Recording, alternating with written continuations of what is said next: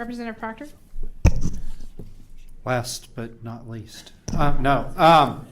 So the reason that I decided to become a legislator, and I'm sorry I'm going to take you on a little story here, but I spent 5 years away. My family was here because we had the restaurants. My family couldn't leave. I spent 5 years as a geographical bachelor in the Army. And every time I would come back, another business downtown in Leavenworth was closed. Another family neighbor of ours was moving away. Another house was being torn down. And so I was getting these snapshots that maybe if you lived there every day, you didn't notice it. But I noticed it because every time I come home on leave or come home on a long weekend, the town was smaller. The number of amenities was fewer. People were leaving. And I wanted to bring Leavenworth back because I'm not moving. I'm not leaving. And I'm in my last year in the legislature next year, but I'm not leaving Leavenworth. I'm going to live there because we've got businesses there, we've got properties there, we've built our life here. And I've been trying to do two interconnected things, which are bring businesses here, but the businesses follow the people. Whether it's service industry and commercial and retail businesses that are following the customers, or it's the industry that's following the employees, because we have a workforce crisis in this state and in this nation. They're interconnected issues. You can't have the business and the amenities and everything without the humans. And you can't have the humans unless you want homeless humans. You can't have the humans without the houses for the humans to live in. And so, we voted for this RHID, and then we voted to expand this RHID, and I was an enthusiastic supporter to incentivize getting the rooftop so that you get the humans here, so that you had the customers and so that you had the employees. We've got the Star Bonds program, which I am a big fan of, which incentivizes bringing attractions to areas so that you've got a draw to get business so that you get more commercial industry. I've been, for the last 5 years, and this last year we sent it to the governor, it got vetoed, disabled veteran property tax, because every year we separate somewhere between 800 and 1,000 veterans at Fort Leavenworth.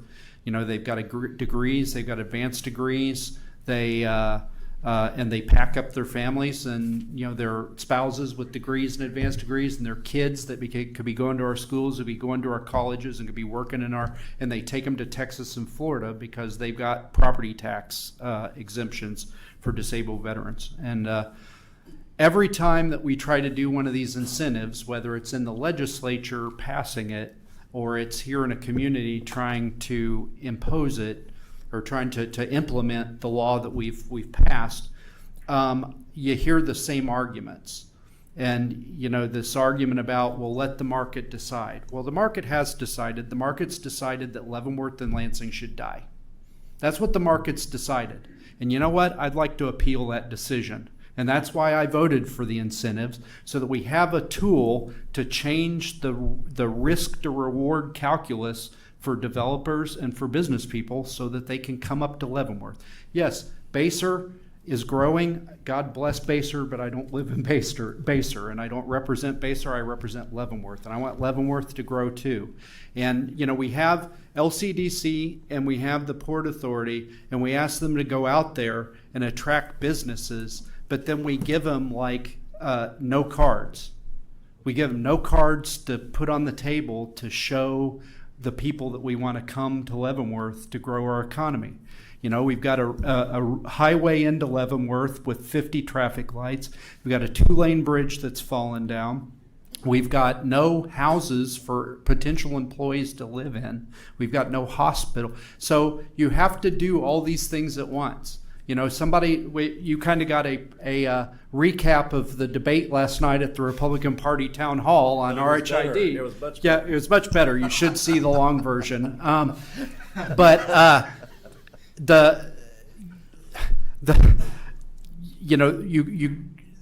You hear these arguments over and over again. The market will decide. The market decide. Well, I'll just leave you with this. if Leavenworth and Lansing, and I said this last night, if Leavenworth and Lansing were an island and they were out in the middle of the Pacific, we could rename that island the land of first principles, and we could let the market decide, and we could only do things through Keynesian economics and all these things. But we're not an island. We're at the far end from the highways in a county that's surrounded by other municipalities that either are leveraging the tools that we've given them to advantage themselves, or have natural advantages of being close to the highway and close to an industry that just went in already through incentives. And we have to compete.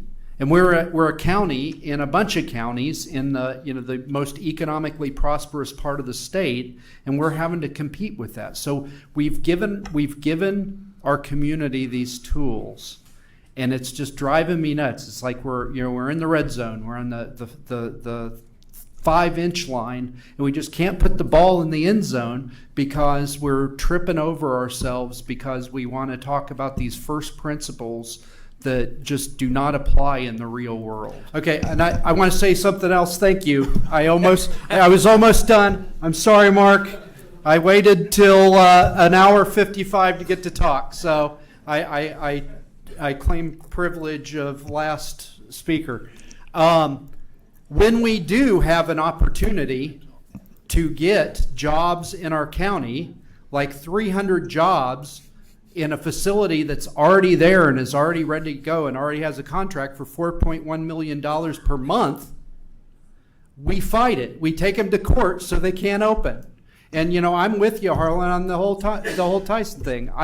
They could come to Leavenworth. If they want to do it, Tonganoxie, come to Leavenworth. We'll take them. We'll put them on Abel's field. We'll figure it out. It just drives me nuts that we just trip over ourselves as a community. We do all of this running in circles, trying to attract businesses, and then when they show up, we run them off. And when we have a way to make ourselves more attractive, we come out with torches and pitchforks and we try to burn down City Hall or the school board building or whatever. It's very frustrating. It's very frustrating, and I would just really, really, really, really, really like to see Leavenworth grow. Leavenworth County will grow along with Leavenworth, but Leavenworth needs to grow. That's what I'm here to do. Thank you. So a lot of people in this room helped get me to Topeka because I promised to bring jobs and opportunity back to Leavenworth. The reason that we don't have jobs and opportunity in Leavenworth and in Lansing and in this whole part of the county is because we don't have humans. We are losing humans. We are losing population. Leavenworth's in the bottom 13 in the state for population growth. We have negative population growth. If we want humans, we have to have houses for the humans to live in. And so we have to build more rooftops if we want to bring people here, and we want to bring the jobs, and we want to bring the opportunity. I've got a disclosure to make right up front so you know exactly where I'm coming from on this. I want this in Leavenworth. And the same developer that is trying to do this in Lansing wants to do this in Leavenworth too. And if it blows up in Lansing, they're going to pack up and they're going to leave. And we're not going to get those rooftops. We built 3 new houses in Leavenworth in the last 2 years. 3 new houses. And the one that's on the market is for $800,000. We're not going to bring people back here this way. We need to get the rooftops here in Leavenworth and in Lansing. What motivated me to come up here is people are picking the numbers that they want to choose to support their position rather than telling you all the numbers. And so I'm going to run through a few claims that have been made by the opposition on this, and I'm going to tell you the truth. So the first claim is that Lansing and Leavenworth County is going to lose thousands or even millions of dollars of tax revenue if we do this. You're not getting the tax revenue now. It's a big grassy field with no houses on it. How can you lose property taxes that you're not getting because you don't have the houses? Another claim. The Riverbend homeowners, they're going to get a sweetheart deal. We're all paying property taxes and they're getting a tax break. Every homeowner in that development is going to have their house assessed exactly the same way that you have your house assessed, and their evaluations are going to go right up along with yours, and they're going to pay those property taxes. But then what you heard here was corporate welfare and putting tax money in the pockets of developers. It's a sweetheart deal. Well, let me tell you, if Lansing does this, Lansing's getting the sweetheart deal, because it takes tens of millions of dollars to turn that grassy field with no infrastructure into a place that you can put houses. And so this developer is going to front $20 million out of their pockets to get that parcel of land ready for those 400 houses. They're going to pay for the sewer lines. They're going to pay for the power lines. They're going to pay for the water lines. And the property tax that they're getting, 80%, not all of it, 80% of the property taxes those homeowners pay, it's to pay them back for the investment that they're making. The alternative to get those 400 houses, because I hear people say, well, golly, let's just if we don't do this, then developers will just come in and do it. The alternative is they're going to go someplace that already has the infrastructure, or Lansing is going to have to do a bond or raise taxes to build the infrastructure so that this parcel is suitable for housing.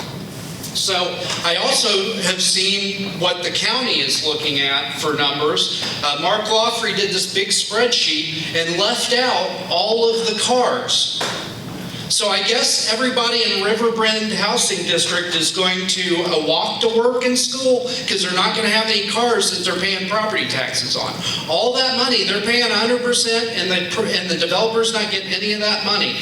And when you also factor in the sales tax that they're going to pay and all those other things, the county is not going to lose money, because right now, first of all, they're not getting any money out of that parcel of land, and they'll be getting a lot more for those rooftops, plus all the cars, plus the sales tax. You just heard that the schools are going to go bankrupt if we do this, because it's going to take all the money out of the schools. And you heard that she did admit that, yes, there's going to be state aid for the kids. Well, this is what all the opponents of this are not telling you. The state aid that the school district gets is calculated based on the property value per pupil. So how the houses in that district are valued divided by the number of kids in the school. And if you have a bunch of houses that are only making 20% of the property taxes that they would normally make, this is in the RHID law, it's written into the law. This is what makes it an incentive that every other community can't wait to jump on, is when the property values go down, the state aid goes up. So not only are you getting more state aid for those 400 kids, every kid that's currently in the school is going to get more state aid because the property value per kid has gone down.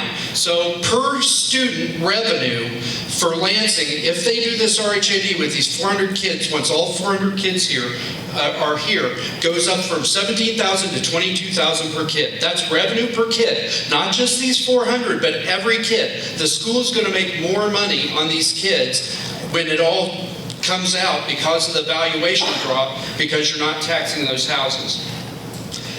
I've heard over and over again, these houses are going to be built anyways. We're just giving these corporations a sweetheart deal. Is the city going to come up with the $20 million to put in all the sewer lines and the water lines and the electric lines so that some developer can come in and do these houses? Because a developer isn't going to just do that $20 million out of pocket, because they'd have to sell every house for $1 million to make their money back. The only way these houses are getting built are if we do RHID. And finally, this let the market decide, market principles and all that. Well, you know what? If Leavenworth and Lansing were an island and they were out in the middle of the Atlantic, we could rename that island the Island of First Principles. But we live in a county that is surrounded, in a community that's surrounded by other municipalities, in a county that's surrounded by other counties. And if we don't do this, there are other communities that are doing it. Tonganoxie has already done too. And their schools are so impoverished and about to close that they're getting ready to, that they're doing another one. They've already chosen to do another one, and they're going to put up a bunch of rooftops in Tonganoxie. Other communities can't wait to do this because they get more humans in their community, more people paying sales taxes, more people working, which attracts more jobs. And for some reason, we're fighting this because we don't want development out in our right next to our house, I guess. I don't know why we're fighting this. This is good for Leavenworth and good for Lansing, and if we don't do it, we're going to continue to shrink. I hope we get to questions on statistics because I want to give everybody else a chance to talk. But we aren't building the houses now. The houses are not getting built. And if we don't do this, they're going to go on not getting built because other communities are using this tool to build the houses. And I keep hearing here, let the market decide. Let the market decide. The market has decided that Leavenworth and Lansing should die. Cushing, Applebee's, Wilcott Brewing, High Noon Saloon. Think in your head how many families you know that have moved away. Think in your head how many businesses in Leavenworth you could think of in the next, give yourself 30 seconds that have closed. The market has decided that we're going to die. And the only way that we can re-adjudicate that, yeah, new houses are going up. They're going up in Baser, and they're going up in Linwood. They've decided that Leavenworth and Lansing should die. And you know what? I don't like that verdict. So I did read the bill, and I passed a tool that gives us the ability to incentivize developers to come put houses here so that people will come here so that our community doesn't die. This isn't a decision on whether we're going to have more rooftops and more people or not. It's a decision, are we going to have more people and more rooftops, or are we going to continue our long, slow decline into becoming a ghost town?